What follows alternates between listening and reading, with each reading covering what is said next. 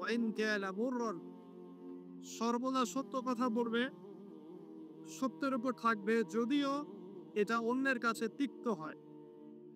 সত্য কথা বলবে যদিও এটা তিক্ত শোনায়।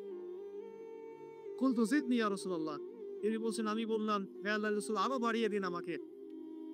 ক্বালা, এবার নবীজি বললেন সাল্লাল্লাহু আলাইহি ওয়াসাল্লাম, লা তাখাফ ফিল্লাহি লাতমাতা লাইম, আল্লাহর পথে কাজ করার ব্যাপারে বা আল্লাহর পথে চলার ক্ষেত্রে, আল্লাহর দ্বীন পালনের ক্ষেত্রে নিন্দুকের নিন্দার পরোয়া করবে না। আল্লাহর ব্যাপারে নিন্দুকের নিন্দার সমালোচনা পরোয়া করবে না। কুলতু জিদনি ইয়া রাসূলুল্লাহ, তিনি বললেন আমি বললাম যে আরো বাড়িয়ে দিন হে আল্লাহর রাসূল আমার জন্য। নবী করিম সাল্লাল্লাহু আলাইহি ওয়াসাল্লাম বললেন ক্বাল লিয়াহজুসকা আনিন নাস মা তা'লামু মিন নাফসিকি, যখন মানুষের ব্যাপারে তোমার নেগেটিভ কোনো মন্তব্য করতে হয় বা কারো ব্যাপারে যদি নিন্দা করতে চাও, এরকম ইচ্ছা জাগে মনের মধ্যে, তাহলে আগে চিন্তা করবে যে এই দোষটা তোমার মধ্যে আছে কিনা।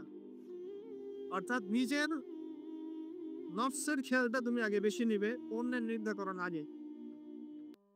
রাওয়াহুল বাইহাকি, হাদিসটা এসেছে বাইহাকি শরীফের মধ্যে ফি শুআবিল ঈমান, এবং মিশকাতুল মাসাবিহের মধ্যে এসেছে হাদিসটা 414 এবং 415 পৃষ্ঠায়।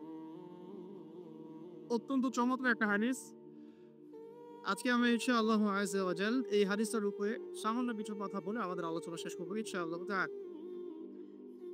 আবু যর রাদিয়াল্লাহু আনহু একজন বিশিষ্ট সাহাবী, আপনারা জানেন,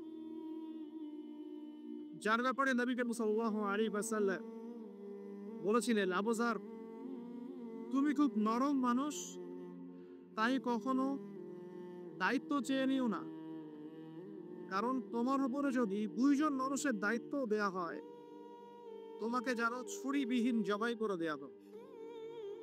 আবু যর রাদিয়াল্লাহু আনহু খুব আধ্যাত্মিক নরম মনের মানুষ ছিলেন। তিনি নবী সাল্লাল্লাহু আলাইহি ওয়াসাল্লামকে খাস করে বলছেন, এটা আমভাবে নয়। আমি যেমন আমভাবে সবার উদ্দেশ্যে কথাগুলো বলছি, এভাবে আমভাবে নবীজি এই কথাটা তাকে বলেন, বরং খাস ভাবে বলেছেন, পার্সোনাল নসিহত, ইন্ডিভিজুয়ালি বলেছেন। তিনি বলছেন হে আল্লাহর রাসূল আমাকে কিছু নসিহত করো, কিছু ওসিয়ত করো।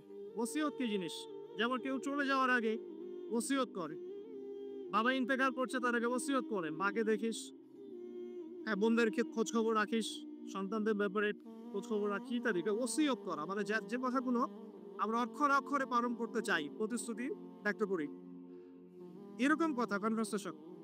কিন্তু চিন্তা করেন যে নবী করিম সাল্লাল্লাহু আলাইহি ওয়াসাল্লাম যদি আপনাকে আমাকে খাস করে কোনো জায়গায় ডেকে দিয়ে কথাটা বলতেন কেমন হতো?